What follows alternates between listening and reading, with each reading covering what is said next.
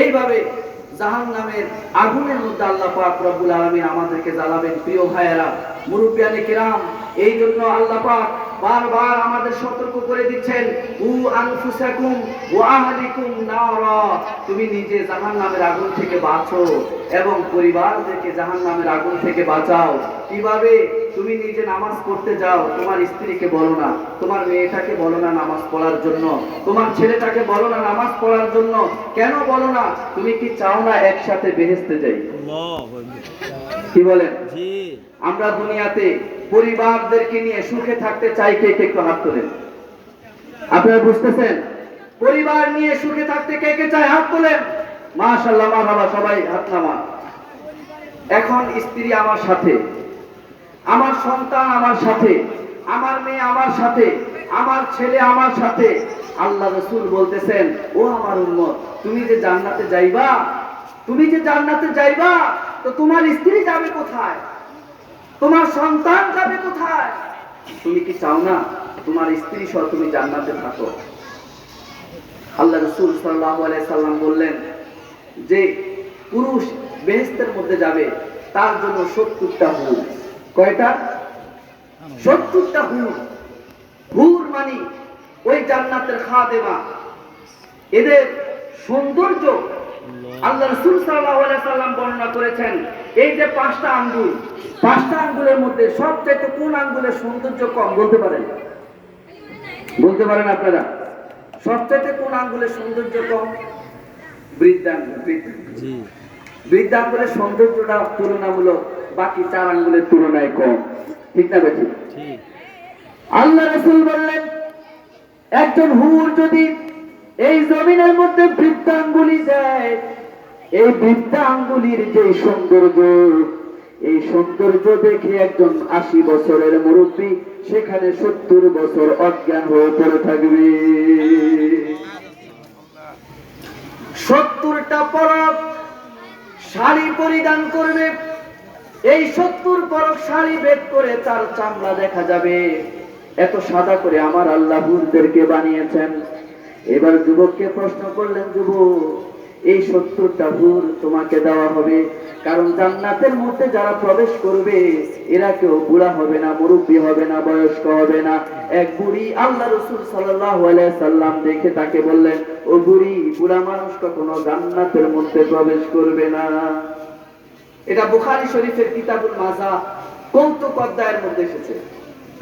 মিশকাত শরীফের মধ্যে 9-10 পড়ানো হয় কিতাবুল মাজা কৌতুক অধ্যায়। তো কৌতুক অধ্যায়ের মধ্যে হাদিসটা এসেছে, আল্লাহ রাসূল বুড়িকে দেখে বলতেছেন, ওই বুড়ি, বুড়া মানুষ বেহেশতে যাবে। বুড়ি চোখের দুপানি ছেড়ে দিলেন, বললেন, হুজুর, আমি তো আপনার হাতে ঈমান এনেছি। আপনি অর্ডার করেছেন আমি নামাজ পড়ি, রোজা রাখি, আপনি পর্দা করতে বলেছেন আমি পর্দা করি, তাহলে হুজুর আমি কেন বেহেশতের মধ্যে যাব না? আমি কেন জাহান্নামের মধ্যে যাব? হুজুর, আমি তো আপনার সাথে বেহেশতের মধ্যে যেতে চাই। দয়াল নবী মুস্কি হাসি দিয়ে বললেন, বুড়ি, তুমি বুঝতে পারো নাই, তোমাকে আমার আল্লাহ বুড়া অবস্থায় জান্নাতের মধ্যে নেবে না।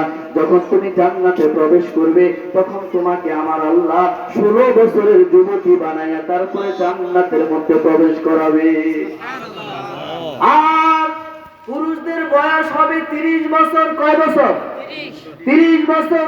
30 বছরের যুবক আর 16 বছরের যুবতী। যুবক এবং যুবতীদের মেলা হবে সেই জান্নাতের মধ্যে। মুরব্বীদের কোনো জায়গা সেখানে নাই, কোনো মুরব্বীদের অবস্থান সেখানে নাই। প্রত্যেকের সেম বয়স, প্রত্যেকের সেম কন্ডিশন, প্রত্যেকের সেম সুবিধা। এইরকম যুবতী তখন সে বলবে, হুর, 70 জন হুর দেওয়া হবে।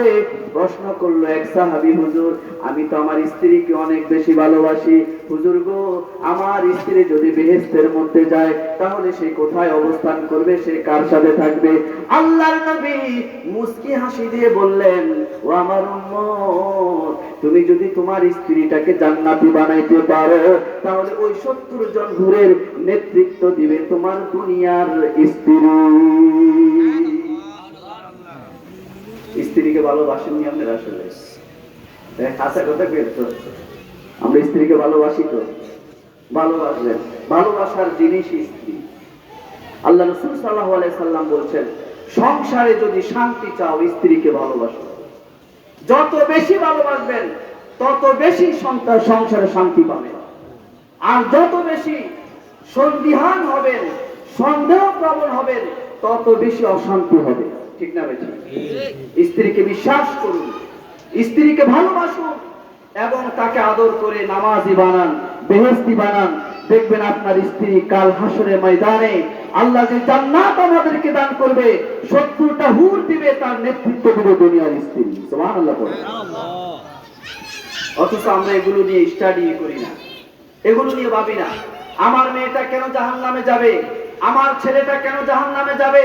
কারণ হাসরের ময়দানে এই ছেলেগুলো এই মেয়েগুলি আমার বিরুদ্ধে অভিযোগ করবে। কারণ হাসরের ময়দানে আমার বিরুদ্ধে অভিযোগ করবে। আজকে আমরা ঠান্ডার ভয়ে আমার সন্তানকে ফজরের নামাজের জামাটা আমি নিচ্ছি না, যে তার ঠান্ডা লেগে যাবে।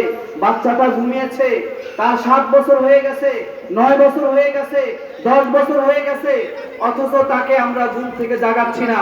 কারণ হলো আমাদের ভালোবাসা তার জন্য অনেক বেশি। ঠিক না বেশি? কথা বলেন, ঠিক না বেশি? এই যে আদর করে তাকে নামাজি বানালেন, আদর করে তাকে শরীয়তের বিমুখ করলেন,